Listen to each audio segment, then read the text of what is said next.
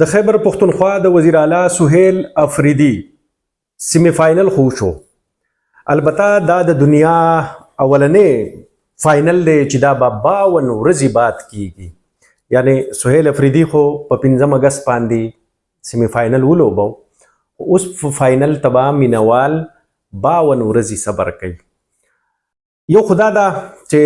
په دغه جلسه کې د پارټۍ صوبایي صدر جنید اکبر خان دا یو خبره وکړله کوم چې ډیره غور طلب ده، چې هغه وایي چې تر اوسه پورې خو به علي امین خان یعنی ایز صوبایي صدر به علي امین خان د جب نه پیسې لګولې، خو اوس د هغه خلک چې په اربونو روپو د خان په نوم باندې هغه اربونو روپۍ ګټلې دي، نو اوس د هغه راځي او پیسې دي ورکوي، پارټۍ ته دي چنده ورکوي. یو خدا دا د خان په نوم باندې په اربونو روپو ګټل چې کوم دی، دا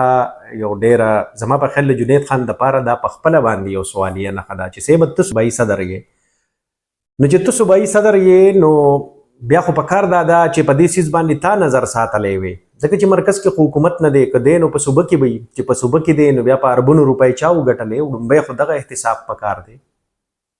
بیا هغه خبره چې دا مونږ کوله چې سیبا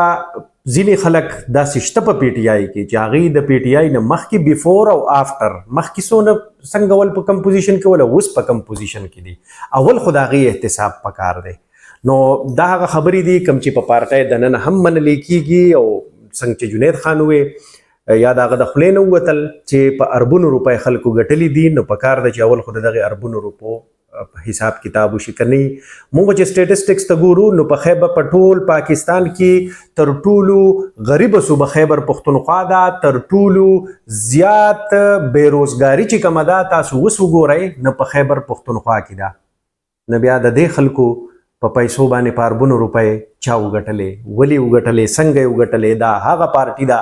د کم چې تر اوسه پورې بنیاد اډانه و په څه باندې، په میرټ باندې، په انصاف باندې، په عدل باندې، کم چې خان ویلي ول. ما ته یاد شي چې کله په کال 2014 کې د پی ټي آی وړومبی حکومت جوړ شو په صوبه باندې، پرویز خټک صاحب د هغې وزیر اعلی و، سو کم 2 کاله دیو په دې باندې اغستي و چې سیستم جوړو، کرپشن ختمو، د سیستم کې اصلاحات کوو. دا څنګه سیستم دی چې تر اوسه پورې په 2026 کې نن مونږ دا فریاد کوو چې خلکو په اربونو روپۍ وګټلې؟ د سیستم خو په کار ده چې دا خلک یې بیل کړی وي. نو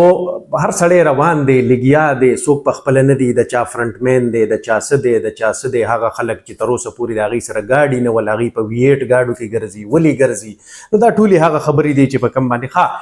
یو بله خبره، کارکون یو پیره بیا د ټرک د بتۍ شاته ولګولی شو. 52 ورځې به دي اوس ګوري،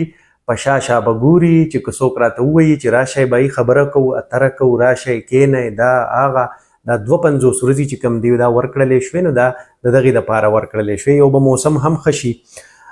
بل طرف ته که مونږ دا ګورو نو پرون هر یو ایم پی ای منسټر صاحب د حلقې نه ګاډي را روان کړل، څه تش او څه ډک او بس ویډیو کلیپ ورکړلی شو، هغه د پی ټي آی د مرکزي سوشل میډیا د دغه نه ور واچولی شول او وروختل، بس د دې غاړه خلاصه. سوشل میډیا والا سره هم هر ایم پی ای په خپله رابطه کوله، صاحب زما کلیپونه ختو، صاحب زما کلیپونه ختو. لکه د دې دپاره مړه دا څه ډرامه بازۍ جوړې کړي دي، یو طرف ته اصول او یو طرف ته دا او د خان سپاهي او دا یو هغه یو، بل طرف ته دا خبره شوه. ښه بل طرف ته که مونږ وګورو، لکه جنید اکبر خان راغی، صوبایي صدر شو،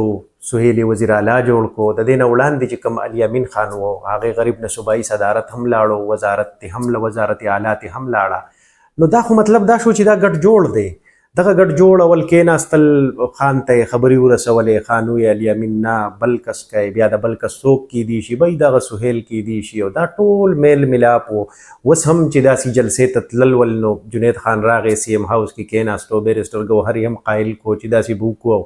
داسې یو 52 ورځې بعد به یو دغه ورکو، کارکنان به نور د ټرک د بتۍ شاته ولګو. د دې نه مخکې به د اډیالا جیل نه چې به څوک راوتل وي به چې خان وایي چې به د تحریک آغاز چې کوم دی نو دا به تحریک تحفظ آئین پاکستان مشر محمود خان اچکزی به کوي، پارټي به نه کوي. اوسه پورې هغه خبره وه، اوس پارټۍ اعلان وکړو، منځ کې بیګا بیا تحریک تحفظ آئین پاکستان چرته لاړو، محمود خان اچکزی چرته لاړو. نو بس دغه صرف هغه ټایم اخلي، ټایم بار بار اخلي. خو په دې کې یو خبره دا هم ده، ځینې یو ډېره قوي رای دا ده چې دا څوک هم نه غواړي چې خان راوځي. د هغې وجه ده که خان بهر وی نو خان چې به دا مخکې د دې نه چې به کله هغه پېښور ته لاړو واپس په اسلام آباد ته رسېدو نو دلته کې به یو دوه درې وزیرانو سر خوړلی و،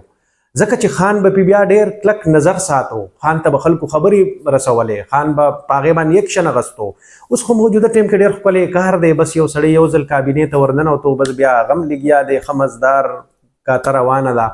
بل دی هغه هم ښه لګیا دی. او په موجوده ټیم کې که څوک وایي چې نشته دی کرپشن نشته دا نشته، نو زه یو سرکاري محکمې ته لاړ شئ چې تاسو ته پته ولګي چې بھائی څنګه کرپشن روان دی، په کومه طریقه باندې روان دی.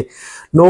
په دې کې یو خبره دا ده چې ډېر خلک دا نه غواړي چې ګنې خان بهر راوځي، هغه په پارټۍ دننه، هغه په عهدو کې دننه، هغه په وزارتونو کې خلک چې څوک ناست دي دا ټول نه غواړي چې خان دې بهر راوځي. ښه په دې کې یو بله خبره علیما خان متعلق هم ویلی کېږي، خلک دا وایي چې ګنې دا هم د دې ګروپ علي امین خان چې سر وخوړو نو هغه علیما خان سره لاړه په دغه تصادم ته، او بیا علیما خان په خپله په یو ګروپ مالکه ده په دغې کې، دغه کسان دا چې کوم ما تاسو ته ووایي چې ګډ جوړ دی، دغه ګډ جوړ ټول د علیما خان په اعتماد کې واخلي او هغه دغه وکړي. بیا که موږ دې سیس ته وګورو چې آیا خان بهر شو بیا به علیما خان کوم ځای سټینډ کوي که خان بهر شو، نو دا ټولې هغه خبرې دي. سیاست یو ډېر بې رحمه چیز دی. البته دغه یو خبره ده چې خان زما په شمول ټول غټ غټ صحافیان چې کوم دي، زه خو ځان ته غټ صحافي نه وایم، خو د ټولو زموږ د ټولو هغه ذهن خان بدل کو. حالانکه ما په خپله باندې زما ګڼله چې خان ګورې که 3 ورځې جیل تیر کړي، خان 3م کال جیل ته واوړی.